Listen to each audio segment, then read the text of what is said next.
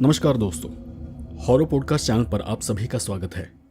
आज की कहानी हमें एक कोलकाता के रहने वाले हमारे ही एक सब्सक्राइबर ने भेजी है। ईमेल में उन्होंने अपना नाम नहीं बताया है, तो आइए बिना देरी किए आज की कहानी शुरू करते हैं। मेरा नाम रौनक है और ये कहानी पूरी तरह से एक सच्ची घटना तो नहीं है, लेकिन मेरे साथ घटी एक घटना पर आधारित है, जिसे मैंने कहानी में रूपांतरित किया है और इसे कहानी की तरह लिखा है। आसमान की तरफ चांद को देखते हुए उमाकांत कुछ देर चुप खड़ा था, जैसे वो कुछ भूल गया हो। वो आज बहुत थका हुआ था। उसने अपनी हल्की सफ़ेद दाढ़ी को सहलाते हुए धीमे से अपने आप से कहा, आज रात फिर चांद निकला है। जिस रात आसमान में चांद होता है उस रात मुझे बिल्कुल नींद नहीं आती। हाथ में एक लालटेन लिए वो बरामदे की ओर बढ़ा। वो लंबा बरामदा पूरा अंधेरे में डूबा हुआ था। लालटेन की हल्की रोशनी भी उसके चारों ओर फैले उस गहरे काले अंधेरे को दूर नहीं कर पा रही थी। ऐसा लगता था जैसे अंधेरा ही उस रोशनी को निगलने की कोशिश कर रहा हो। उमाकांत उस अंधेरे की ओर देखते हुए अजीब से हंस पड़ा और उसने किसी अनजाने साये से कहा, कौन है वहाँ? निकल जाओ, चले जाओ यहाँ से, जाओ। उसकी इस बात का जवाब किसी ने नहीं दिया। कोई आवाज़ नहीं, कोई हलचल नहीं। पता नहीं अंधेरे में उस लंबे बरामदे के पास क्या आ गया था। चांद की रोशनी बरामदे तक पहुंच नहीं पा रही थी। डाक बंगले के इस लंबे बरामदे की छत के पास लकड़ी की एक चौड़ी तक जैसा हिस्सा नीचे की ओर झुका हुआ था और उसी ने चांद की रोशनी को रोक रखा था। पैरों के पास तक आती चांदनी की रोशनी में बरामदे का बस आधा हिस्सा दिखाई पड़ रहा था। बाकी का आधा हिस्सा अंधेरे में डूबा हुआ था। उमाकांत सीधे आगे चलता गया। सामने से ठंडी हवा का झोंका आकर उसके जिस्म से टकराया। पीछे जंगल से वो एक अजीब सी आवाज काफी देर से आ रही थी। उमाकांत जानता था कि जिस रात आसमान में पूरा चांद होता है उस रात स्टेशन के पीछे वाले जंगल से ऐसी ही आवाजें आती है और ऐसी रातों में उस जंगल में जाना ठीक नहीं होता। लंबा बरामदा पार कर वो एक छोटे कमरे में दाखिल हुआ। उसने अंदर से दरवाज़ा बंद कर लिया। लालटेन की लौ थोड़ी तेज की और उसे कमरे के एक स्टूल पर रख दिया। कमरे में कहीं एक खुला बीड़ी का पैकेट पड़ा था। वो उसे ढूंढने लगा, लेकिन तभी जंगल से आती वो अजीब सी आवाज उसके कानों में गूंजने लगी। बीड़ी जलाने वाले हाथ से उमाकांत ने अपने कान दबा लिए। उसके मुंह से कुछ गालियां निकलने लगी। वो बाहर किसी पर चिल्ला रहा था, किसी को गालियां देकर वहां से भगाना चाहता था। मैं नहीं जाऊंगा, नहीं जाऊंगा, मैं चला जा यहां से। उमाकांत के हाथ की बीड़ी कब फर्श पर गिर पड़ी उसे पता ही नहीं चला। फिर वो खुली खिड़की की तरफ देखते हुए घुटनों के बल जमीन पर बैठ गया। वो कुछ बड़बड़ा रहा था। उमाकांत की आंखें जैसे धुंधली होने लगी। खिड़की से बाहर उसकी नजर बंगले की पीछे की तरफ फैले उस घने जंगल पर पड़ी और उसी पल उसकी आंखों में जैसे बिजली कौन गई। आज फिर आज वही हो रहा है। कई दिनों बाद फिर वही होने लगा है। जंगल की तरफ से आती वो आवाज बढ़ने लगी। क्या है उस जंगल के अंदर? वो आवाज कहां से आ रही है? जब से वो यहां बागनपुर में आया था उसने कभी किसी को जंगल के अंदर जाते नहीं देखा था। आसपास ऐसा कोई भी नहीं था जो जंगल की तरफ आने की हिम्मत करे। इस बागनपुर के डाक बंगले में लोग बहुत दूर दराज से आते हैं, वो भी साल में कभी कभार, और रात में तो वहां कोई नहीं आता। लेकिन फिर वो क्या है? फर्श पर गिरते ही उमाकांत की आंखें बंद होने लगी। वो चाहकर भी अपनी आंखें खोल नहीं पा रहा था। उसके मुंह से लार निकलकर जमीन पर गिर रही थी। हाथ की बीड़ी नीचे फर्श पर पड़ी थी और उसका हाथ उसी जलती हुई बीड़ी पर पड़ा, लेकिन उसे उसकी कोई परवाह नहीं थी। उसकी चमड़ी में थोड़ी सी जलन हुई। हाथ के दबाव से बीड़ी बुझने से जमीन पर एक हल्का सा निशान छूट गया, लेकिन उस पर उमाकांत का ध्यान नहीं गया। उमाकांत का मानना है कि कुछ है जो जंगल से निकलने की कोशिश करता है। कौन है जो जंगल से बाहर निकल आया है? वो जो भी है वो जंगल के आखिरी किनारे पर आकर खड़ा है और वहीं से वो बंगले को देख रहा है। लेकिन वो बंगले को क्यों देख रहा है? कौन है वो? क्या वो सिर्फ पूर्णिमा की रात में ही बाहर निकलता है? उसके यहाँ आने के बाद पहली बार उमाकांत ने ऐसा मंजर देखा था और देखते ही देखते उमाकांत के शरीर में सिहरन सी दौड़ गई और नजरों के सामने सब कुछ जैसे धुंधला सा होता चला गया। शायद अब वो अपना होश खो रहा था।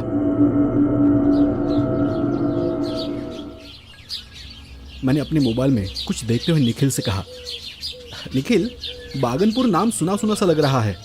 वहाँ काली घाटी के पास से जाना पड़ता है शायद। वहाँ से बस से करीब 1 घंटा लगता है ना? निखिल ने मुझे जवाब दिया, बिल्कुल बिल्कुल सही कहा तूने। लेकिन मैं सोच रहा हूँ कि हम इतने दिन इतने जगहों पर गए हैं, फिर ये बागनपुर का डाक बंगला तेरी नज़र से कैसे छूट गया? मैंने मोबाइल से नज़र हटा ली। अरे नहीं, ऐसी बात नहीं है। बागनपुर के डाक बंगले के बारे में मैंने बहुत सारी बातें सुनी हैं, लेकिन एक बात है कि बागनपुर के बंगले में किसी ने कुछ अजीब नहीं देखा है। कम से कम जो वहां गए थे उन्होंने लौटने के बाद कुछ भी अजीब बयान नहीं दिया था कि उन्हें वहां जाकर किसी बात से डर लगा हो। निखिल ने एक किताब से कागज निकालते हुए कहा, यही तो गलती कर रहा है तू। वहां कुछ तो है, कुछ ऐसा जिसे कोई जानता नहीं है। क्या तूने एक बात को नोटिस किया है कि जो लोग वहां गए थे वो वहां से लौटने के 1 साल के अंदर ही मर गए हैं? ये देख, मैं तुझे बताता हूं, आज से करीब 1 साल पहले मेरा एक जान पहचान वाला वहां गया था, लेकिन 1 साल के अंदर ही एक एक्सीडेंट में उसकी मौत हो गई। अब ये शायद इत्तेफाक भी हो सकता है, लेकिन फिर मैंने बागनपुर डाक बंगले के बारे में पता करना शुरू किया। मैंने ये ढूंढा कि डाक बंगले में पिछले 10 सालों में कौन कौन गया था और उनमें से कौन कौन मर गया है। और तब एक बात मेरे हाथ लगी। निखिल ने एक कागज टेबल पर रखा। मैंने उस पर नजर दौड़ाई। तब मैंने देखा कि पिछले 10 साल में कुल 8 लोग उस डाक बंगले में गए थे। कभी कोई अकेला, कभी 2 लोग साथ में। उनमें 2 औरतें थी और 6 पुरुष थे। उनके नाम के आगे उस डाक बंगले में जाने की तारीख भी लिखी थी और साथ ही एक और तारीख थी, और वो थी उनकी मौत की तारीख। लेकिन हैरानी की बात यह थी कि उनमें से 7 लोगों की लगभग 1 साल के अंदर ही मौत हो गई थी, और हर मौत का कारण कोई ना कोई दुर्घटना थी। बस एक का नाम नहीं लिखा था, वहां पर बस अननोन लिखा था। उसकी जाने की तारीख तो थी, पर मौत के बारे में कोई जानकारी नहीं थी। मैंने उन तारीखों पर नजर फेरते हुए कहा, हो सकता है ये सिर्फ इत्तेफाक हो। निखिल ने वो कागज मेरे सामने से खींच लिया और फिर मुझे कहा, पहली बात तो यह है कि बागनपुर के डाक बंगले में मेरी दिलचस्पी बहुत बढ़ गई है, और दूसरी बात, मैं इन 7 मतों को सिर्फ इत्तेफाक नहीं मानता। एक बार, कम से कम एक बार मैं बागनपुर के डाक बंगले में जाना चाहता हूं। वैसे भी वहां रहने का इंतजाम करना कोई बड़ी बात नहीं है। पीछे एक जंगल है। कुछ महीने पहले वहां कोई काम शुरू होने वाला था, लेकिन किसी वजह से शुरू नहीं हुआ। और तू तो जानता ही है, मेरे पापा की टूरिस्ट डिपार्टमेंट में अच्छी जान पहचान है, और इसलिए मैं कुछ दिनों के लिए वहां रहने का इंतजाम कर ही सकता हूं। बस तू हाँ कर दे। मैं अब सोच में पड़ गया था। इस मामले को मैं सिर्फ इत्तेफाक कहकर टाल भी देता, लेकिन मेरे मन में एक बात खटक रही थी, क्या यह सच में इतना बड़ा इत्तेफाक हो सकता है? कुछ सोचकर मैंने आगे कहा, ठीक है, अब तुझे लगता है कि वहां जाना चाहिए तो जा सकते हैं, लेकिन कैमरे की जिम्मेदारी तुझे ही देखनी होगी, और बाकी सारी जानकारी तू देख लेना।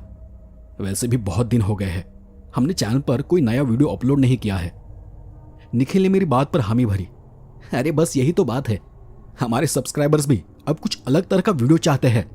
मतलब ऐसी कोई जगह जहां हम खुद जाकर शूट करेंगे और फिर उस वीडियो को अनकट ही अपलोड करेंगे। तू मेरी बात समझा? जब हमारा चैनल बड़ा हो रहा है तो हमें भी थोड़ा बड़ा सोचना होगा। मैं निखिल की बात समझ गया। फिर अगले 4 दिनों के अंदर ही निखिल ने सारा इंतजाम कर लिया। कैमरे से लेकर करीब 7 दिन वहां रहने का सारा जरूरी सामान उसने पैक कर लिया। मैंने घर बैठकर उन 7 दिनों का एक प्लान तैयार किया कि वहां जाकर हमें क्या क्या करना है, और फिर एक दिन दोपहर हम दोनों बागनपुर के लिए निकल पड़े। कुछ 4-5 घंटों में हम बागनपुर डाक बंगले के सामने खड़े थे, और हमारे सामने खड़ा था एक थका हुआ बूढ़ा सा आदमी। शायद वो उस बंगले का नौकर था। उसने आगे आते हुए कहा, आप लोग आएंगे ये खबर मुझे पहले ही मिल गई थी। असल में यहाँ कोई फोन नहीं है और न ही कोई मोबाइल का नेटवर्क है। ऊपर से चिट्ठी आई थी, इसलिए मैंने पहले ही सारा इंतजाम करके रखा है। मैंने मोबाइल की तरफ देखते हुए कहा, बहुत बड़ी प्रॉब्लम हो गई भाई, सच में। बागनपुर पार करने के बाद यहाँ मोबाइल नेटवर्क ही नहीं मिल रहा है। अब हम कैसे काम करेंगे? निखिल ने मेरे मोबाइल को देखते हुए कहा, अरे एक तरह से तो अच्छा ही है ना, नेटवर्क नहीं होगा तो हम अच्छे से काम कर पाएंगे। 7 दिन मन लगाकर काम करेंगे और बाकी यहाँ से लौटने के बाद देख लेंगे। और बहुत जरूरत पड़ी भी तो बागनपुर के बाजार चले जाएंगे, वहां नेटवर्क तो मिल रहा है ना। अच्छा दादा, आपका नाम क्या है? उमाकांत। यहाँ के सब लोग मुझे कांता बुलाते हैं। तुम लोग भी मुझे कांता बुला सकते हो, मुझे कोई ऐतराज नहीं है। अच्छा, अब आप लोग हाथ मुंह धो लीजिए, पानी भर रखा है, फिर आपके खाने का इंतजाम कर देता हूं। हम दोनों ने पानी से हाथ मुंह धो लिया। फिर उमाकांत ने हमारे लिए कमरे का खाने का इंतजाम किया। ज्यादा कुछ नहीं, बस चावल, दाल, एक सब्जी और अंडे का ऑमलेट। लेकिन हमें खाना अच्छा लगा। इतना लंबा सफर, ऊपर से पेट भर खाना, इसलिए हम बिस्तर पर लेटते ही गहरी नींद में चले गए। जब नींद टूटी तब तक दोपहर ढलकर अंधेरा हो रहा था। तभी उमाकांत चाय बनाकर ले आया। चाय की चुस्की लेते लेते निखिल ने पूछा, अच्छा उमाकांत, बुरा मत मानना, लेकिन तुम यहाँ अकेले रहते हो, कोई दिक्कत तो नहीं होती? मतलब अकेले तुम्हें यहाँ डर या कुछ अजीब नहीं लगता? अजीब क्यों लगेगा? जब मैं यहाँ आया था उससे पहले ही मेरी बीवी गुजर गई थी। बच्चे तो कोई थे नहीं, मैं अकेला ही था, इसलिए यहाँ आकर रहने लगा।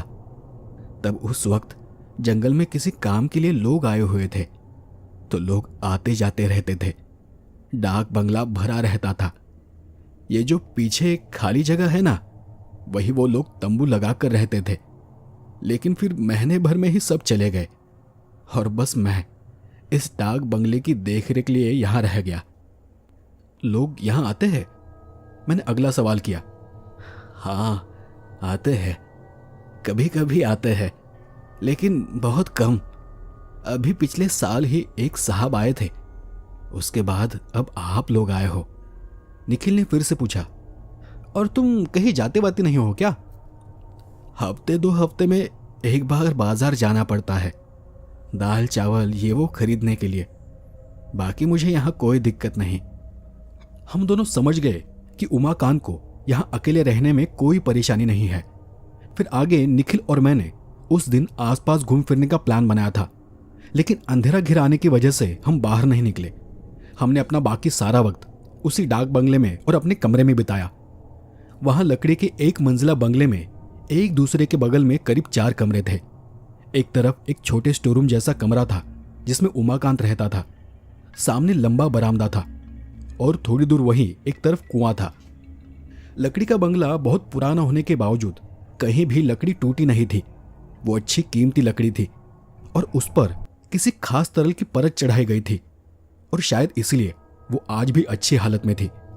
बस इधर उधर कभी कभार लकड़ी से चर चर जैसी आवाज आती थी। अगले दिन सुबह हम दोनों भी घर से निकलकर पीछे की तरफ चले गए। वहां टूटी हुई दीवार के पीछे हमें जंगल दिखाई दिया। शायद पहले एक बड़ी दीवार बनाने के लिए वहां ईंटों की कुछ लाइनें खड़ी की गई थी। उसके ऊपर बांस की बाड़ लगाने का इंतजाम हुआ था, लेकिन अब वहां ईंटों की चुनाई जगह जगह से उखड़ने लगी थी। पीछे की दीवार के पास आकर जंगल की तरफ देखते हुए निखिल बोला, कुछ भी कहो भाई, जंगल तो काफी अच्छा लग रहा है। सामने की तरफ छोटी छोटी झाड़ियां, फिर ये बड़े बड़े पेड़, एकदम मस्त है ना? तुझे क्या लगता है कितना बड़ा होगा ये जंगल? मैंने सामने देखते हुए उसे जवाब दिया, ठीक से समझ नहीं आ रहा और बाहर से ऐसे अंदाजा भी नहीं लगता।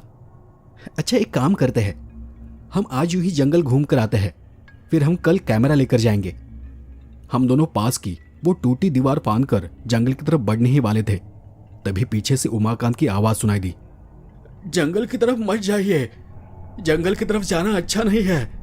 तब निखिल ने अपने आप से कहा, बस इसी की कमी थी, मैं जानता था कि यह आदमी ऐसा ही कुछ बोलेगा। ए उमाकांत भाई सुनो ना, हम दोनों इस जंगल के आसपास घूमने के लिए तो यहां आए हैं, तो फिर हम जंगल में क्यों नहीं जाएंगे? उमाकांत भागता हुआ हमारे पास पहुंचा। हाँफते हुए अपनी लंबी दाढ़ी वाले चेहरे पर हाथ फेरते हुए बोला, नहीं, वो जंगल अच्छा नहीं है। यहाँ के लोग भी कभी उस जंगल में नहीं जाते। यहाँ जो भी आता है मैं सबको मना करता हूं। लेकिन निखिल ने आगे उसे अपने ही अंदाज में जवाब दिया, लेकिन तुम्हारी बात किसी ने नहीं सुनी है ना, और सुनेंगे भी क्यों? लोग यहाँ जंगल देखने के लिए तो आते हैं। अच्छा जाने दो, तुम तो बाजार जाने वाली थे ना? उसकी बात सुनकर उमाकांत का चेहरा एकदम से उतर गया।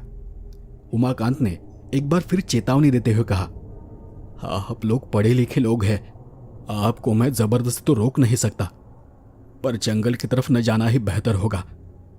मैं बाजार जाकर आता हूं, कुछ सामान लाना है, लौटने में शायद थोड़ी देर लगेगी।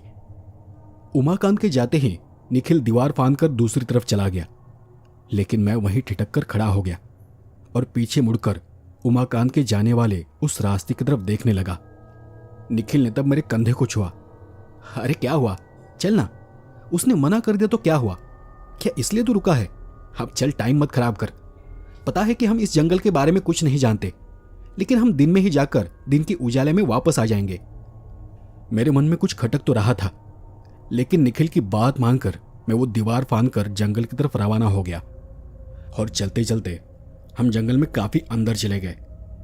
हम काफी अंदर आ गए हैं, है ना? चारों तरफ के पेड़ कितने बड़े बड़े हैं, और ये डाल, ये पत्ते कैसे अजीब तरह से फैले हुए हैं।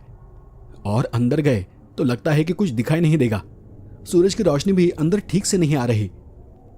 मैंने उसकी बात का कोई जवाब नहीं दिया। हम सामने की तरफ चल रहे थे। हम जितना अंदर आ रहे थे, जंगल उतना ही घना होता जा रहा था। ऐसा लग रहा था कि इस जंगल का कोई अंत ही नहीं है। मैंने एक बार पीछे मुड़कर बाहर निकलने का रास्ता देख लिया। जानबूझकर हम दोनों बिल्कुल सीधे चल रहे थे, ताकि लौटते वक्त रास्ता पहचानने में कोई दिक्कत ना हो। और वहीं पर थोड़ा और आगे आने पर कई बड़े बड़े पेड़ एक ही जगह से एक साथ जमीन से निकले हुए थे, ठीक वैसे जैसे गोल घेरे में कई सारे नारियल के पेड़ या फिर वैसे ही पेड़ उगाए हो और वो बीच की गोल जगह को घेर ले। बिल्कुल वैसा ही नजारा था। उस जगह के चारों ओर घूमते हुए निखिल बोला, कितनी अजीब बात है। मतलब लगता है कि सारे पेड़ एक साथ उगे हैं, लेकिन मुझे समझ नहीं आ रहा कि ये कौन से पेड़ है। थोड़े बहुत नारियल के पेड़ जैसे है, लेकिन पत्ते उतने लंबे नहीं है। और उन्हें देख ऐसा लग रहा है कि पेड़ों के बीच में कोई जगह खाली है। बाकी पेड़ों के तने इस तरह से उगे हैं कि जरा भी गैप नहीं है। उन पेड़ों के बीच क्या होगा, ये देखने के लिए हमें पेड़ पर चढ़ना ही होगा। तभी मैंने उसका हाथ पकड़ लिया। पागल हो गया है क्या? इन पेड़ों पर चढ़कर क्या फायदा? ये सारे एक साथ चिपक कर उगे हैं, शायद इसलिए तुझे ऐसा लग रहा है। अभी के लिए चल यहां से, फिर कभी बाद में आ जाएंगे। हालांकि मैंने ये कह तो दिया था, लेकिन चारों तरफ घूमकर मुझे ये समझ आ गया कि ये बड़े बड़े पेड़ एक साथ लिपटे हुए उगने के बावजूद बीच में काफी जगह खाली थी। और जितनी जगह बीच में थी, उतना बड़ा किसी भी एक पेड़ का तना नहीं हो सकता। हमने उस जगह पर ज्यादा ध्यान नहीं दिया और फिर हम आगे बढ़ते गए। आगे जमीन थोड़ी ढलान वाली होने लगी थी। जमीन काफी नीचे जाकर फिर से समतल होती दिखाई दे रही थी। हम जहां खड़े थे वहां से पीछे की तरफ ठीक से कुछ दिखाई नहीं दे रहा था। हम किस रास्ते से नीचे उतरे हैं वो भी हमें अब ठीक से समझ नहीं आ रहा था। और फिर हम दोनों कुछ आगे बढ़ने ही वाले थे कि अचानक एक गड्ढे में निखिल का पैर धंस गया। सब कुछ इतना अचानक हुआ कि निखिल मुंह के बल जमीन पर गिर पड़ा। मैं फौरन उसकी तरफ दौड़ पड़ा। तब तक निखिल जमीन से उठ खड़ा हुआ था, लेकिन उसका एक पैर जहां जमीन में धंस गया था, वहीं उसकी टांग पर काले काले रंग की कोई चिपचिपी चीज लगी थी। मैंने उसका पैर देखकर कहा, यह क्या है? तेरा पैर कहां फंसा था? यहां तो कोई गड्ढा नहीं है। निखिल ने हैरानी से जमीन की तरफ देखा और पाया कि वहां कुछ भी नहीं था। वहां का गड्ढा गायब था। गड्ढा कहाँ गया? कमाल है, अभी तो यहां गड्ढा था। मैंने फिर एक बार जमीन की तरफ देखा। मुझे लगता है कि वहां कुछ था, जरा ध्यान से देख। यहां की मिट्टी तो थोड़ी गीली लग रही है, शायद यहां कुछ कीचड़ जैसा था, उसी में तेरा पैर फिसल गया होगा। निखिल ने भी आसपास देखकर कहा, इम्पॉसिबल। मुझे पूरा यकीन है कि मेरा पैर किसी गड्ढे में ही फंसा था। हमने वहां चप्पा चप्पा छान मारा, पूरी जगह को ढूंढा, लेकिन मिट्टी कहीं भी गीली नहीं थी, नहीं इतनी नरम थी कि हम फिसल कर नीचे गिर पड़े। हमें समझ नहीं आया कि वहां क्या हुआ था। और ठीक तभी निखिल अजीब तरह से चीखते हुए अपने दाएं पैर की जांघ को पकड़कर जमीन पर बैठ गया। मेरा पैर जल रहा है। ऐसा लग रहा है कि जैसे पूरे पैर में ओह ओह, कुछ गरम गोंद सा चिपक गया है। हाँ हाँ। यह सब इतना अचानक हुआ था कि निखिल की आवाज सुनकर मैं बुरी तरह घबरा गया। मैं जल्दी से दौड़कर निखिल के पास पहुंचा। ठीक तभी मेरी नजर निखिल के पैर पर पड़ी, जिस पर काली चिपचिपी सी चीज लगी थी, और फिर न जाने कब वो चीज उसके पैर से होते हुए घुटने तक पहुंच गई। ऐसा लग रहा था मानो वो चीज जिंदा हो, और जैसे ही वो चीज उसके पैर में फैलने लगी, उसके पैर में आग जैसा दर्द बढ़ता चला गया। तब मैंने निखिल के पैर पर लगी उस चीज को छुआ तो मैं खुद चौंक गया। उस काली चीज को हाथ लगते ही वो चीज निखिल के पैर पर ऊपर की तरफ सरक गई। निखिल लगातार चिल्ला रहा था, जांग को एक हाथ से दबाकर पैर से उसे झटकने की कोशिश कर रहा था। अब मैं भी डर गया। मैं किसी तरह निखिल का हाथ अपने कंधे पर डालकर पीछे मुड़ा और ऊपर की तरफ, मतलब बंगले की ओर बढ़ने लगा, क्योंकि जब उसने दोनों हाथों से उस काली चीज को झाड़ने की कोशिश की तो उसे समझ आ गया था कि वो काली चीज किसी लीच की तरह उसके पैर से चिपक गई है। मैं चलते हुए घबराकर उसके पैर को देख रहा था। मैं कुछ समझ नहीं पा रहा हूं। तेरे पैर में यह सब क्या लगा है? हमें किसी भी तरह जल्दी बंगले पर वापस जाना होगा। वहां जाकर ही हम कुछ कर सकेंगे। तभी निखिल झुंझलाकर बोला, मेरा पैर जल रहा है। और लग रहा है कि किसी ने मेरे पैर पर गर्म कोयला रख दिया है। अब मैं और बर्दाश्त नहीं कर पा रहा। रौनक कुछ कर यार। रौनक कुछ कर यार। मैं उसे समझा रहा था, बस थोड़ा सब्र कर, बस थोड़ी देर और, सब कुछ ठीक हो जाएगा। मैं जितनी जल्दी हो सके निखिल को सहारा देकर उस बंगले की तरफ जाने लगा। जंगल के बड़े बड़े पेड़ पीछे छूटते जा रहे थे और तब हमें बंगले की वो छोटी सी दीवार नजर आने लगी। बाहर की छोटी झाड़ियों वाले जंगल के पास आते ही निखिल अचानक से लड़खड़ाकर नीचे गिर पड़ा, पर जैसे ही वो दोबारा उठने लगा तभी एक बार फिर से मेरी नजर निखिल के पैर पर पड़ी। लेकिन अब तक जो चीज निखिल के पैर से चिपकी हुई थी, अब वो वहां से गायब हो गई थी। वो लीच की तरह दिखने वाली काली चीज वहां नहीं थी। और फिर से निखिल जमीन पर मुंह के बल गिर पड़ा और गिरते ही बेहोश हो गया। मैंने और देर नहीं की। मैंने एक बार फिर से अपने चारों तरफ नजर दौड़ाई। जंगल के अंदर बड़े बड़े पेड़ों की आड़ की तरफ देखते ही मुझे एक अजीब सा एहसास हुआ। लगा जैसे जंगल के अंदर से कोई हमें घूर रहा है। ऐसा लगा जैसे जितनी देर हम जंगल में चल रहे थे उतनी देर कोई हमारा पीछा कर रहा था। लेकिन जैसे ही हम जंगल की सीमा कर बाहर आ गए थे, ऐसा लगा कि जो हमारे पीछे था वो वहीं पर रुक गया है और अब वो पेड़ों की आड़ से छिपकर हमें देख रहा है। और तब मेरे दिमाग में एक बात आ गई, क्या इसी वजह से उमाकांत हमें जंगल से जाने से मना कर रहा था? तो क्या वाकई जंगल में कुछ है? लेकिन मैंने तो अपनी आंखों से देखा था कि कोई काली चीज उसके पैर से चिपकी हुई थी। तो फिर नहीं, अभी देर नहीं कर सकते। पहले हमें बंगले के अंदर जाना होगा। निखिल को लेकर मैं बंगले के अंदर आ गया। हमें जो कमरा दिया गया था वहां जाकर मैंने निखिल को बिस्तर पर लिटा दिया। तभी निखिल कुछ बड़बड़ाने लगा, जैसे वो नींद में बड़बड़ा रहा हो। वो एक ही बात बार बार कह रहा था, वहां कुछ नहीं है, वहां कुछ नहीं है। मैं नहीं जाऊंगा, मैं नहीं जाऊंगा वहां। नहीं, तुम मुझे नहीं ले जा सकते। मैंने जैसे ही निखिल के बदन पर हाथ रखा, निखिल हड़बड़ाकर उठ बैठा। फिर वो पागलों की तरह यहां वहां देखने लगा और अचानक से बोल पड़ा, वो पेड़। मैं हैरान होकर उसे देख रहा था। निखिल की दोनों आंखें खून से लाल हो गई थी। मुझको समझ नहीं आया कि अब मैं क्या करूं। थोड़ी देर बाद जब उमाकांत लौट आया तो निखिल की हालत देखकर वो भी बहुत डर गया। वो कांपती हुई आवाज में बोला, मैंने तो पहले ही कहा था वो जंगल अच्छा नहीं है, लेकिन आप लोगों ने मेरी बात नहीं सुनी। अब हम क्या करेंगे? ऐसी हालत में यहां आसपास कोई अस्पताल भी नहीं है। बाजार के पास एक डॉक्टर है, लेकिन लेकिन ये सब डॉक्टर ठीक नहीं कर पाएगा, और इन्हें अब यहाँ से बाहर नहीं ले जा सकते, क्योंकि मैंने सुना है कि एक बार अगर कोई जंगल में चला जाता है तो वो तुम्हें यहाँ से जाने नहीं देते। और तब मैंने हैरान होकर पूछा, कौन नहीं जाने देगा? कौन है उस जंगल में? उमाकांत अजीब फीकी आंखों से मुझे देखने लगा। उस वक्त तक दोपहर हो चुकी थी, चारों तरफ धूप खिली हुई थी, लेकिन कमरे के अंदर एक अजीब सा आधा अधूरा सा अंधेरा था। खिड़की दरवाजों से जितनी भी रोशनी अंदर आ रही थी वो कमरे में फैले अंधेरे को मिटा नहीं पा रही थी। मैंने एक बार उमाकांत की तरफ देखा और फिर बिस्तर पर लेटे निखिल की तरफ।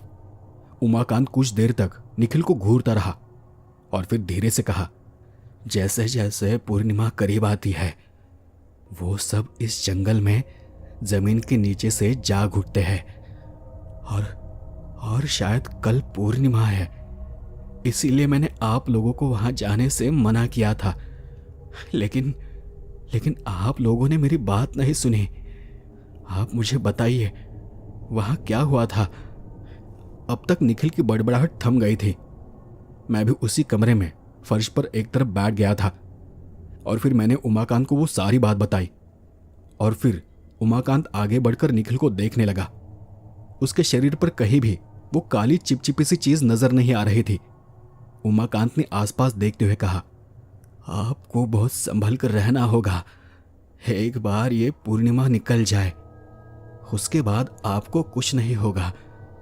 लेकिन पता नहीं तब मेरे मन में क्या आया और मैंने गुस्से में ही उसे जवाब दिया, इम्पॉसिबल, मैं आज ही यहां से चला जाऊंगा।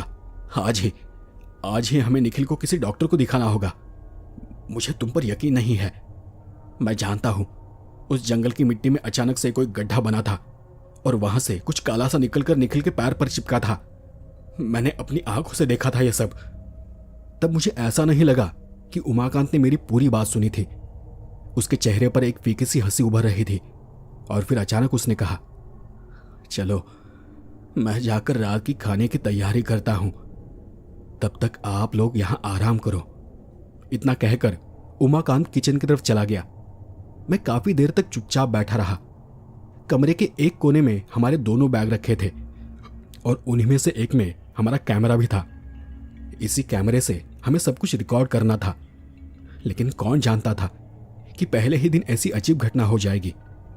मैंने निखिल को जगाने की कोशिश की, लेकिन पता नहीं क्यों वो ऐसे सो रहा था जैसे गहरी नींद में हो। निखिल का पूरा बदन बुखार से तप रहा था। बैग में पैरासिटामोल थी, लेकिन मैंने सोचा शायद बेहोश इंसान को दवा देना ठीक नहीं होगा, और ये सोचकर मैं उसके जागने का इंतजार करने लगा। खिड़की के पास खड़े होकर उसने बाहर देखा। छोटी दीवार के उस पार जंगल दिख रहा था, लेकिन सुबह जब वो जंगल जा रहे थे तब उसे देखकर जैसा लगा था अब मुझे वैसा नहीं लग रहा था। अब मुझे उस जंगल को देखते हुए एक अजीब सा एहसास हो रहा था, जैसे वो जंगल आगे सरकते हुए हमारे और करीब आ गया हो और जंगल के बड़े बड़े पेड़ और भी घने होते जा रहे हो। और तब मुझे ऐसा लगने लगा कहीं निखिल की तरह मुझे भी आंखों का धोखा तो नहीं हो रहा। मैं शाम तक ऐसे ही बैठा रहा। शाम को जब निखिल की नींद टूटी तब तक मैं सारे बैग पैक कर चुका था। निखिल किसी तरह बिस्तर से उठा और अपना सिर झटक कर बोला, क्या बात है, तूने बैग क्यों पैक कर लिया? क्या हुआ है यहां? मैं हैरान होकर उसे देखने लगा और सीधे उसे कहा, हम आज ही यहां से जा रहे हैं। निखिल उस बात से चौंक गया, लेकिन क्यों? अरे अचानक से क्या हो गया? मैंने बैग नीचे रखा और बिस्तर के पास आकर निखिल की तरफ देखकर कहा, जंगल में कुछ है। उमाकांत ठीक ही कह रहा था, वहां कुछ अजीब है, लेकिन वहां जो भी है मुझे अब उसे देखना नहीं है और मुझे यहां एक पल भी और नहीं रुकना है। ऐसा नहीं था कि निखिल डरा हुआ नहीं था, लेकिन वो मेरी बात को समझ ही नहीं पा रहा था।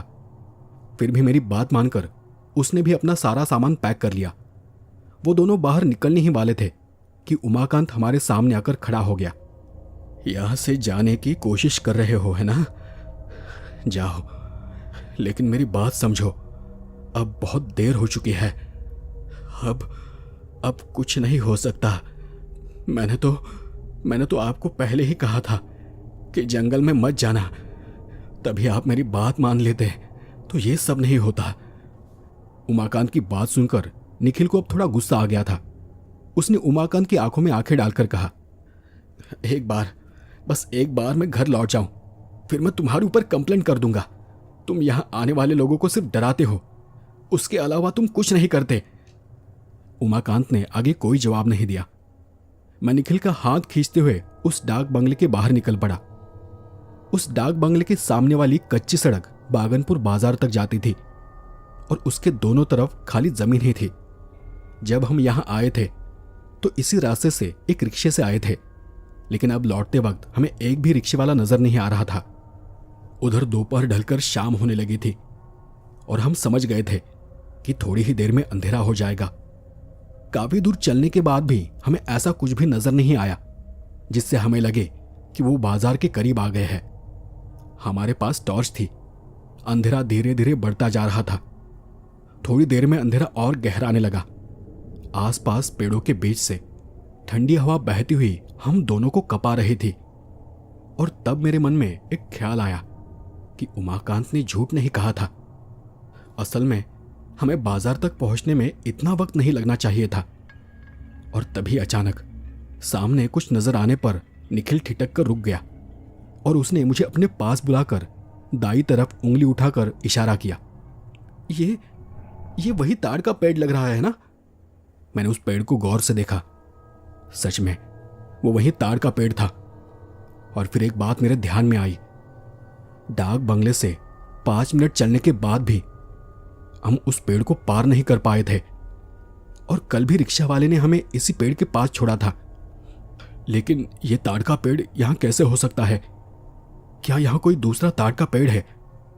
क्योंकि उस दिन मैं आसपास नजर रखते हुए यहां आया था। रास्ते में मैंने कोई ऐसा दूसरा पेड़ नहीं देखा था। अगर ये ताड़ का पेड़ यहां है, इसका मतलब कि हम डाक बंगले से ज्यादा दूर जा ही नहीं पाए हैं।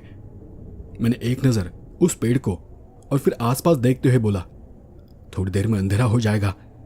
ऐसी अनजानी सुनसान जगह पर रुकना ठीक नहीं है।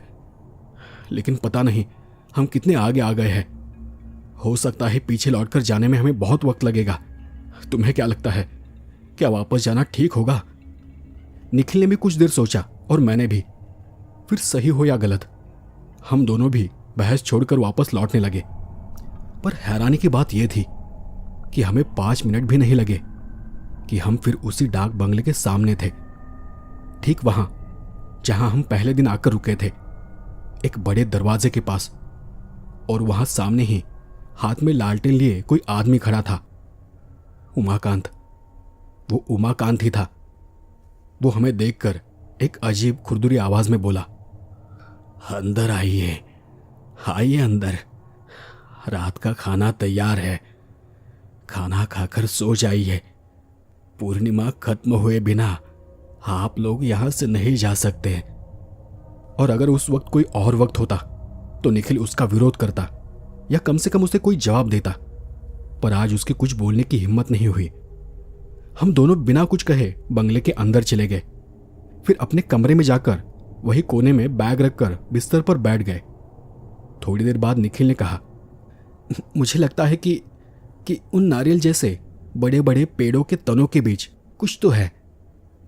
मैंने नींद में एक अजीब सा सपना देखा था, शायद उसे महसूस किया था। तब मैंने हैरानी से उसे देखा। कैसा सपना? मैंने देखा कि मैं किसी ऊंची जगह से नीचे गिरता जा रहा हूं, जहां मैं बस गिर रहा हूं। वो जगह बहुत ठंडी है, चारों तरफ बर्फ जैसी ठंड है, जैसे किसी बहुत गहरे कुएं में पानी ना हो और बस बहुत सारी बर्फ रखी हो। और ठंड बढ़ती ही जा रही थी, लेकिन मैं नीचे पहुंच ही नहीं पा रहा था। मतलब उसका कोई तल ही नहीं था। ऊपर से कई रोशनियां नीचे की तरफ आ रही थी, नीले रंग की रोशनी, जैसे कई नीली लाइटें किसी ने एक साथ जला दी हो। और उसके साथ एक अजीब आवाज, ऐसी जिसे सुनकर डर लगे। और साथ ही नीचे से कुछ अजीब सा शोर सुनाई दे रहा था। बहुत देर तक नीचे गिरते गिरते मैं जोर से चीखा, लेकिन मेरे मुंह से कोई आवाज़ नहीं निकली। तभी मुझे लगा कि मेरे चारों तरफ उस अंधेरे में कोई और भी है जो मेरे साथ साथ नीचे उतर रहा है। वो वही काली चीज जैसा था जो मेरे पैर से चिपका था। ठीक है, वैसा ही एहसास। मुझे लगा जैसे मेरे पूरे शरीर में बहुत सारी सुइयां चुभने लगी है और मेरा पूरा शरीर धीरे धीरे गर्म होता जा रहा है। तब मैं जोर जोर से चीखने लगा। उसके बाद मैं नीचे जाकर गिर पड़ा। निखिल लगभग एक सांस में ही ये सब बोल गया था। जब वो रुका तब मैंने कहा, अरे अरे ऐसा कुछ नहीं है। असल में ये अनजानी जगह है ना, तो जंगल में तूने न जाने क्या क्या देख लिया है और उसी से तेरे मन में डर बैठ गया है। आज की रात हम किसी तरह यहाँ काट लेते हैं, कल सुबह होते ही हम यहाँ से निकल जाएंगे। निखिल ने तब खिड़की की तरफ देखते हुए एक अजीब दबी हुई आवाज में कहा, नहीं, उसने झूठ नहीं कहा था। इस जंगल में जो भी है वो जंगल में नहीं रहते, वो इस जंगल के नीचे जमीन के अंदर रहते हैं। तूने देखा नहीं वो गड्ढा, वो अचानक गायब कैसे हो गया था? उसकी बात सुनकर मेरा दिल जोर से कांप उठा। उस वक्त आसमान में अंधेरा घिर आया था। उमाकांत ने अभी तक कमरे में लालटेन जलाकर नहीं दी थी और इसलिए अंदर अजीब सा अंधेरा फैल चुका था। खिड़की से बाहर देखो तो सिर्फ उस जंगल के अंदर जाने वाला वो रास्ता दिखाई पड़ रहा था। उसी खिड़की की तरफ देखते हुए बिस्तर के दूसरे कोने पर बैठा निखिल बोलने लगा, जमीन के नीचे कुछ भी हो सकता है। रौनक एक बात सोच, उन बड़े बड़े पेड़ों ने गोल घेरा बनाकर उस जगह को घेर रखा है। हो सकता है वही जगह जमीन के नीचे जाने का कोई रास्ता हो। जो उस जंगल में है वो शायद किसी खास वक्त पर उस रास्ते से बाहर निकलते हैं और हम वहीं चले गए थे। वरना सोचना, हम इस डाक बंगले में करीब 1 साल बाद आए हैं। जब बाजार से हमने रिक्शा वाले को डाक बंगले के बारे में बताया था, याद है ना तब वो कैसे डर गया था? तुझे याद है ना तब उसने क्या कहा था? उसकी बात सुनकर मुझे याद आ गया। जब हम रिक्शा में बैठकर डाक बंगले की ओर आ रहे थे और जैसे ही रिक्शा वाले ने डाक बंगले का नाम सुना था तो वो चौंक कर हमारी तरफ देखने लगा था। तब उसने कहा था कि कुछ महीने पहले भी एक आदमी यहां आया था, उसे वही लाया था। वो घूमना चाहता था लेकिन फिर उसने कहा था कि डाक बंगला अच्छा नहीं है, खासकर उसके पीछे वाला वो जंगल। उसके बारे में वो कुछ कह रहा था। कहते कि जंगल में बहुत साल पहले कोई आदिवासी कबीला रहता था। तब उस जंगल में कोई नहीं जाता था। जंगल में बड़े बड़े पेड़ हैं पर किसी में भी फल फूल कुछ नहीं होता। अजीब सा जंगल है। तब लगा था कि रिक्शा वाला आगे कुछ कहना चाहता था लेकिन उसने कहा नहीं। और जब हम यहाँ आ रहे थे तब वहां कुछ लोग भी थे जो हमें घूर कर देख रहे थे, आपस में कुछ बातें कर रहे थे। मैं उन सब चीजों के बारे में सोचता रह गया। रात में हमने ज्यादा कुछ खाया नहीं, किसी तरह 2 निवाले गले से उतारे और फिर सोने चले गए। सोने से पहले उमाकांत हमें एक बार फिर से चेतावनी दे गया, आज शायद कुछ नहीं होगा, फिर भी आप लोग थोड़ा संभल कर रहिए। रात को अगर कोई आवाज सुनाई दे तो बाहर बिल्कुल मत जाना। इतना कहकर वो आगे कुछ भी बिना कहे अपने कमरे की तरफ चला गया। निखिल का शरीर थका हुआ था। बिस्तर पर पड़ते ही वो सो गया लेकिन मुझे नींद नहीं आई। जंगल, ये डाक बंगला, उमाकांत, आसपास के ये लोग, इन सब के बारे में सोचकर मेरा दिमाग चकरा रहा था। काफी देर बाद मुझे कब नींद आ गई पता ही नहीं चला। जब मेरी नींद टूटी सबसे पहले मेरी नजर उस खिड़की की तरफ चली गई। कमरे की खिड़की खुली थी।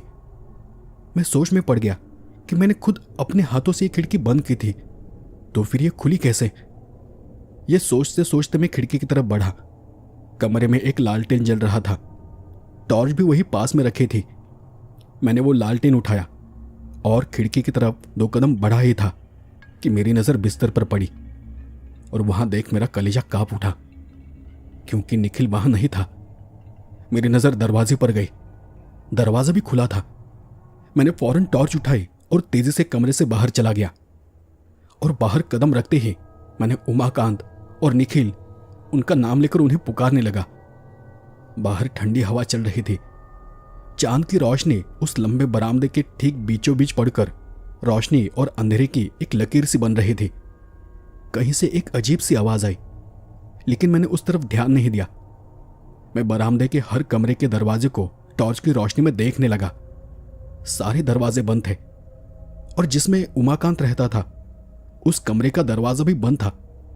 उस कमरे में सिर्फ कुंडी लगी थी। मुझे कुछ समझ नहीं आ रहा था कि अब क्या करें। उमाकांत नहीं है, निखिल भी नहीं है। इस पूरे बंगले में मैं अकेला हूं। लकड़ी के लंबे बरामदे में मैं तेजी से सामने की तरफ भागने लगा। एक पल में मेरे दिमाग में कई सारी बातें घूमने लगी। मुझे लगा जैसे हवा मुझे धक्का देकर पीछे धकेलना चाह रही है। मुझको बार बार ऐसा लग रहा था कि निखिल जरूर जंगल की तरफ गया होगा या शायद कोई चीज उसे खींचकर ले गई होगी।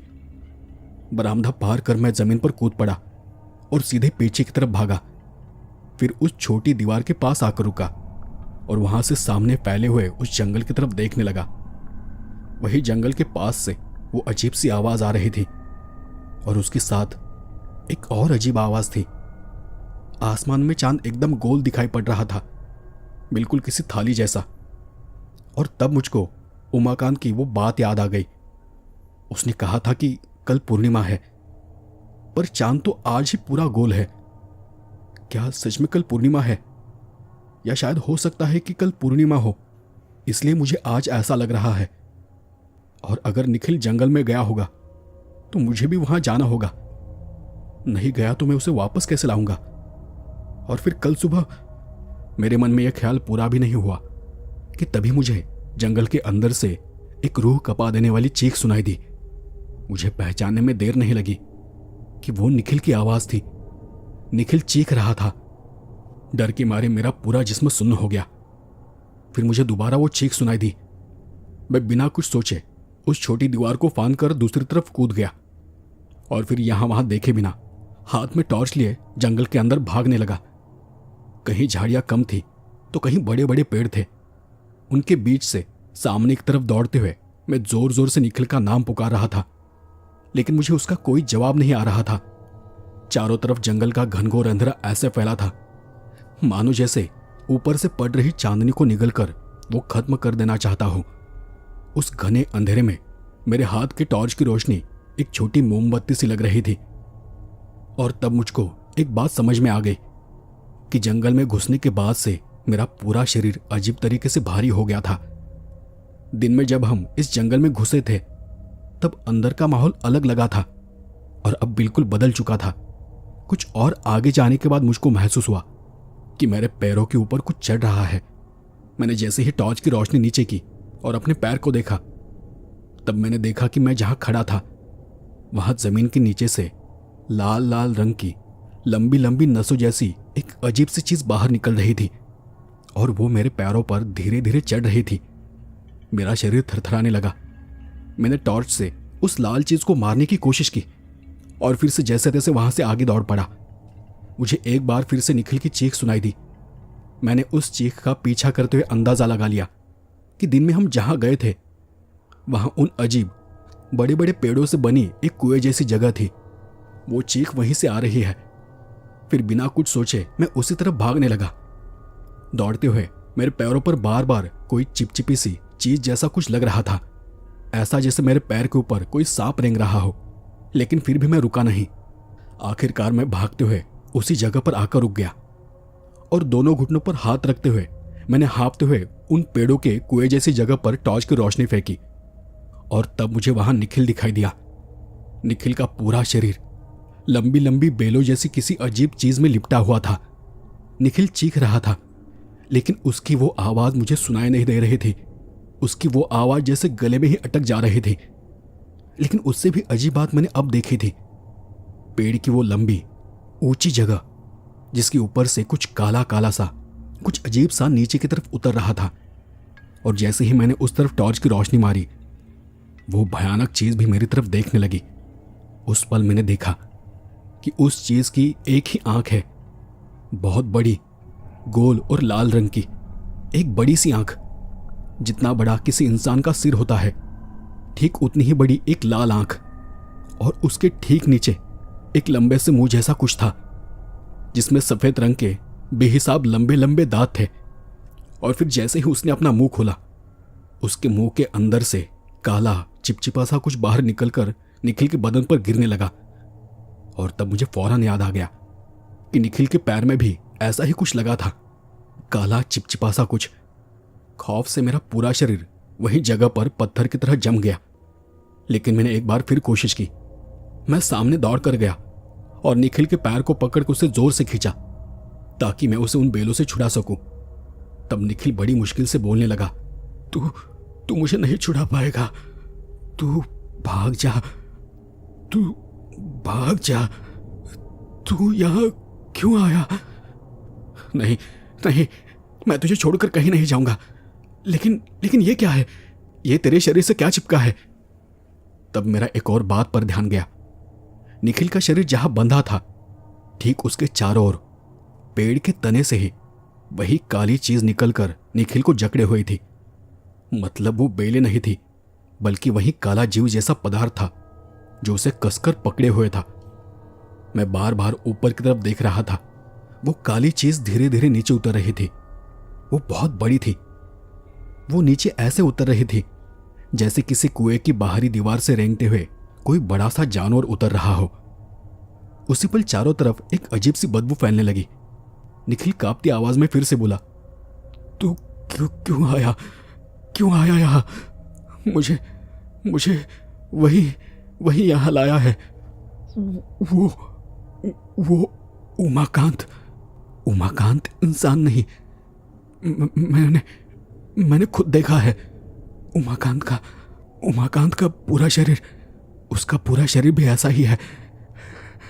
और ऐसा कहते हुए निखिल ने किसी तरह अपना सिर उठाकर ऊपर से उतर रही उस काले जीव की तरफ इशारा किया।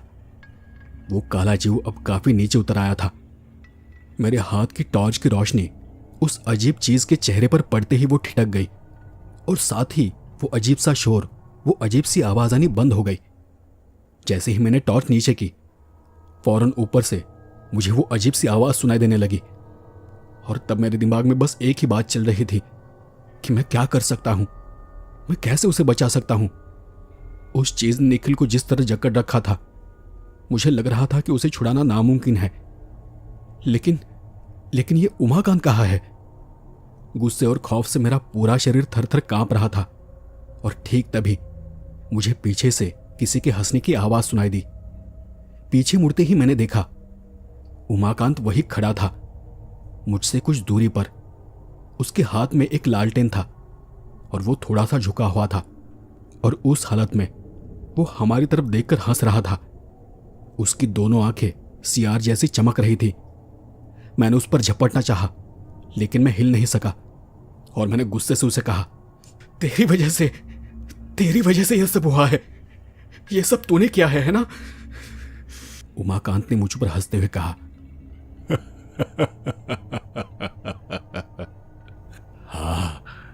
हाँ मैंने किया है। यही तो मेरा काम है। उसे जब भूख लगती है तब किसी ना किसी को तो मुझे यहां लाना ही पड़ता है। लेकिन तुम दोनों को चिंता करने की कोई जरूरत नहीं। वो किसी का शरीर नहीं खाता, वो खाता है आत्मा। धीरे धीरे, आहिस्ता से। वो तुम्हें कोई तकलीफ नहीं देता। उमाकांत की बात सुनकर मैं दंग रह गया। आत्मा?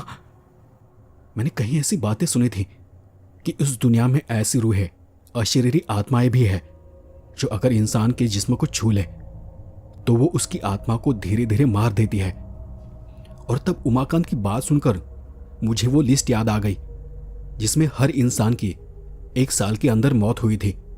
बस एक का नाम नहीं लिखा था। उमाकांत अब भी हंस रहा था। उसने मुझे इस काम के लिए चुना है। हर साल एक आत्मा मिल जाए तो वो शांत रहता है। लेकिन इस साल उसे 2 मिलेंगी। और तब मुझे याद आया कि शायद उमाकांत ही वो आदमी था जिसका नाम उस लिस्ट में नहीं था। जब मैं पीछे मुड़ा था तभी वो काली चिपचिपी सी चीज मेरे दोनों पैरों पर चढ़ने लगी थी, पर तब मुझे कुछ महसूस नहीं हुआ था। लेकिन जब मेरा उस पर ध्यान गया, मुझे जोर का झटका सा लगा। मेरे हाथ से टॉर्च नीचे गिर गई। मैंने जोर से चीखना चाहा, लेकिन मैं कुछ न कर सका। मैंने दोनों हाथों से जमीन को पकड़ने की नाकाम कोशिश की। मेरे चारों तरफ फैली उस काली सख्त चीज ने मेरे पैरों को जकड़ लिया था और अब वो मुझे घसीटते हुए उस पेड़ों जैसी जगह की तरफ ले जा रही थी। और फिर देखते ही देखते मेरा पूरा शरीर भी निखिल की तरह उन बेलों जैसी चिपचिपी चीज में लिपट गया। कुछ देर बाद उमाकांत ने लालटेन को जमीन पर नीचे रखा। उसके कुछ देर बाद उमाकांत ने लालटेन को जमीन पर नीचे रखा और उस पल निखिल और मेरी, हम दोनों की आंखें धीरे धीरे बंद हो रही थी। ऐसा लग रहा था जैसे शरीर के बाहर से कोई चीज हमारे अंदर घुसने की कोशिश कर रही है। हमारा पूरा शरीर ठंडा पड़ता जा रहा था। पेड़ों से नीचे उतरता हुआ वो काला साया अब हमारे सामने था। वो लालटेन के सामने एक ढेर बनकर खड़ा हो गया था। एक बड़ा सा काला साया, वही लाल रंग की एक आंख, एक बहुत बड़ा खुला मुंह। वो साया धीरे धीरे हमारी तरफ बढ़ने लगा और साथ ही उसकी वो डरावनी आवाज हमारे कानों में गूंजने लगी।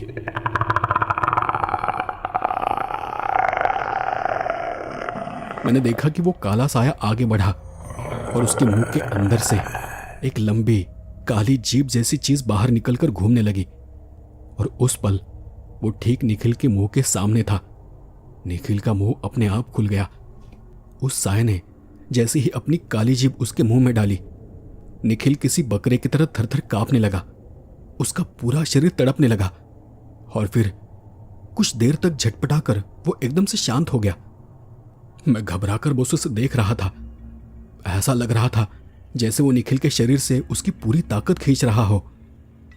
और तब मैं दबी आवाज में चीखने की कोशिश करने लगा, निखिल, निखिल, तुझे तुझे कुछ नहीं होगा, तुझे कुछ नहीं होगा। मैं ये कह तो रहा था, लेकिन पता नहीं वहां क्या हो रहा था। एक बार फिर मुझे उस जीव के दांतों की वो कतारें दिखाई दी। फिर कुछ देर बाद वो झटक कर दूर हो गया और अजीब सी आवाज करते हुए गुर्राने लगा। अब वो धीरे धीरे मेरी तरफ बढ़ा। फिर से वही अजीब सी आवाज उस जगह में गूंजने लगी। मेरी मौत मेरे सामने थी। मेरी नजर कमजोर पड़ रही थी। मेरा शरीर मेरे काबू में नहीं था। मैंने पूरी ताकत से अपने होठ भींच लिए, लेकिन ठीक तभी मुझे महसूस हुआ कि मेरे चेहरे पर वो काली नसों जैसी चीज फैलने लगी और उसने मेरे मुंह के सिरों को खींचकर मेरा मुंह खोल दिया। अब वो काली जीभ मेरे मुंह के सामने सरसराने लगी। मैं झटपटाने की कोशिश कर रहा था, लेकिन मैं हिल नहीं पा रहा था। उसने मेरा सिर भी जकड़ लिया था और उसी पल मेरी नजर उस काले साये के पीछे की ओर गई। लगा जैसे कई सारे लोग उस जंगल के अंदर घुस आए हो और उनके हाथों में मशाले हैं, लेकिन वो चुपचाप छुपते छुपाते आ रहे थे। उनकी कोई आवाज नहीं थी। वो काली लंबी जीभ लहराते हुए मेरे मुंह के बिल्कुल करीब आ गई। बस थोड़ा और वो मेरे मुंह में घुस जाएगी। तभी उस काले साये को न जाने क्या महसूस हुआ। उसने झटके से पीछे मुड़कर देखा और उसी पल आसपास चारों तरफ से जलती हुई मशालें उसके ऊपर फेंकी गई। मैं हैरान रह गया। इतनी सारी मशालें, इतने सारे लोग कहां से आ गए? वो काला साया पीछे हट गया। अचानक वो सरसराता हुआ तेजी से भागा और उसका आकार छोटा होकर उमाकांत के मुंह के अंदर घुस गया। उमाकांत के शरीर में घुसते ही आसपास आ रही वो अजीब सी आवाज धीरे धीरे कम होने लगी। तब तक कई सारी मशालें एक साथ जल उठी थी। वही ठीक बीच में एक आदमी खड़ा था। अधनंगा बदन, पूरे शरीर पर राख मली हुई थी। सिर के बाल और दाढ़ी बेतरतीब बढ़ी थी और वो अजीब तरह से अपने मुंह से कुछ मंत्र पढ़ रहा था। उमाकांत ने फौरन लालटेन उठाई और उसे सामने की तरफ फेंक दिया। उस अधनंगे बदन वाले साधु ने लालटेन के वार को झेल लिया।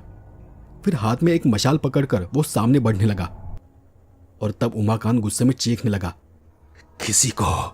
किसी को यहां से जिंदा नहीं जाने दूंगा। रुको वहीं पर, मुझे अपना काम पूरा करने दो। रुक जाओ। और उस पल उस साधु ने मशाल आगे करते हुए कहा, बहुत हुआ, बहुत सालों तक तुझे जाने दिया, पर अब और नहीं। तू तो बहुत पहले ही मर चुका है, लेकिन जो तेरे अंदर है वो इंसान नहीं है। मैं उसे ही मारने आया हूं। अच्छा फंसा आज, वो आज तेरे अंदर है। अब वो कहीं भाग नहीं पाएगा।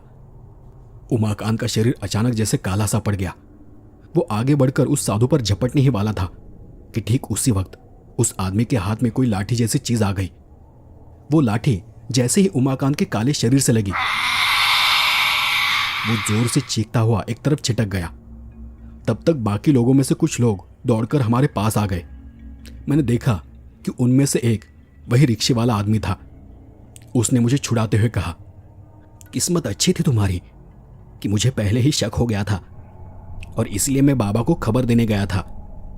मैंने अपने आप को संभाल कर कहा, मैं ठीक हूं। तुम लोग मेरे दोस्त को देखो, जाओ उसे देखो। उन आदमियों के हाथ में लंबे काले से छुरे थे और वो उसी से हमारे शरीर से चिपकी हुई उस काली चीज को काट रहे थे। उन्होंने फिर धीरे धीरे निखिल को छुड़ाया, पर निखिल पहले से ही बेहोश हो गया था। उधर उस साधु बाबा की उस बड़े काले साये से यानी उमाकांत से लड़ाई चल रही थी। पेड़ टूटकर गिर रहे थे। सारे लोग निखिल और मुझे बचाने के लिए हमें घेर कर खड़े हो गए। वहां पर कुल 20-25 लोग थे। एक वक्त आया जब साधु के हाथ से वो काली लाठी उस साये को काटने लगी और जैसे ही वो उसके जिस्म से लगी, उस अंधेरे माहौल में एक जोरदार चीख गूंज उठी और वो काली चिपचिपी सी चीज चारों तरफ छिटक गई। जैसे किसी जबरदस्त धमाके में वो काला साया टुकड़े टुकड़े हो गया हो। और तब उस साधु बाबा ने थकी हुई आवाज में कहा, इतने सालों बाद मैं इसे हरा पाया हूं। तुम लोग उन पेड़ों में आग लगा दो। वही जगह है, वही उसका रास्ता है, वहीं से वो आता जाता था। वहां खड़े लोग अपने साथ केरोसिन लाए थे। उन्होंने नारियल जैसे उन बड़े पेड़ों पर सब जगह पर तेल छिड़क दिया और फिर उसमें आग लगा दी। और पेड़ों में आग लगते ही वो अजीब सी आवाज फिर से सुनाई देने लगी। वो आवाज बहुत तेज थी। सबने अपने कानों पर हाथ रख लिए और उस आग से दूर जाकर खड़े हो गए। हम सब काफी देर तक वहीं पर खड़े थे, जब तक कि वो पूरी जगह जलकर राख नहीं हो गई। फिर सुबह के वक्त हम उस बागनपुर डाक बंगले में पहुंचे।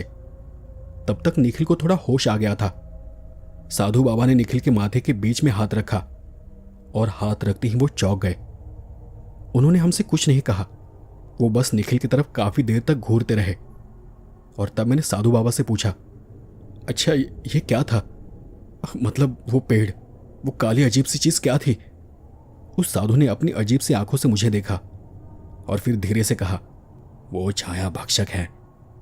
छाया भक्षक कई तरह के होते हैं और जो यहां पर था वो बहुत पुराना छाया भक्षक था, इसलिए उसकी ताकत बहुत ज्यादा थी। ये सब जमीन के नीचे रहते हैं, जहां पर काफी सारे पेड़ एक साथ उगते हैं। वो उन पेड़ों को अपने काम में लाते हैं।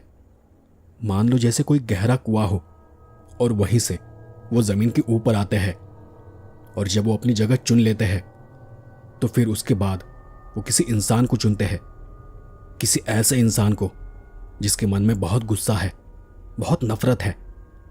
पहले वो उसे अपने वश में करते हैं, उसके लिए वो उसे मार देते हैं और फिर उसके शरीर पर कब्जा करते हैं।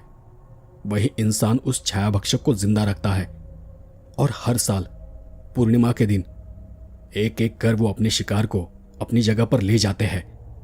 इतना कहकर साधु बाबा ने फिर से निखिल की तरफ देखा और वो शांत हो गए।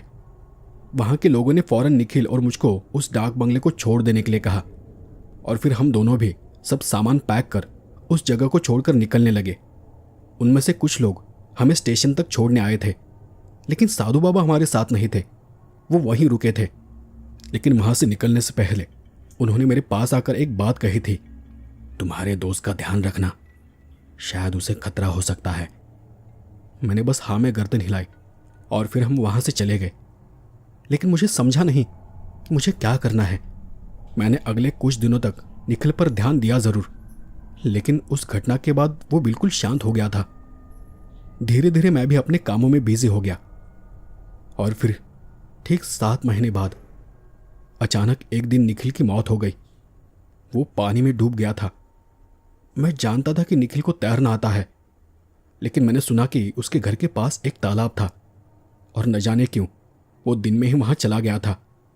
वही डूबकर उसकी मौत हो गई थी। क्यों मरा, कैसे मरा, कोई नहीं जान पाया। लेकिन जब उसकी लाश को देखा गया तो ऐसा लगा कि उसकी आंखें अजीब तरह से सामने देख रही थी। और उसी वक्त मुझे उस साधु बाबा की बात याद आ गई और उसी के साथ वो भयानक रात भी, जिस रात उस काले जानवर जैसी चीज ने अपनी लंबी काली जीभ से निखिल के अंदर से कुछ खींचकर बाहर निकाला था। शायद उसने उसी दिन निखिल की आत्मा को खत्म करना शुरू कर दिया था। इसके बाद मुझे उस डाक बंगले के बारे में बस इतना ही पता चला कि कुछ महीनों बाद उस बंगले को बंद कर दिया गया था। पर उस जंगल वाली बात को मैंने कभी किसी को नहीं बताया और वक्त के साथ ही मैंने उस घटना को अपने अंदर दबा दिया। तो दोस्तों, आज के लिए बस इतना ही। आपको यह कहानी कैसी लगी मुझे कमेंट कर ज़रूर बताएं। मिलते हैं अगले एपिसोड में एक डरावनी कहानी के साथ। तब तक के लिए धन्यवाद और शुभ रात्रि।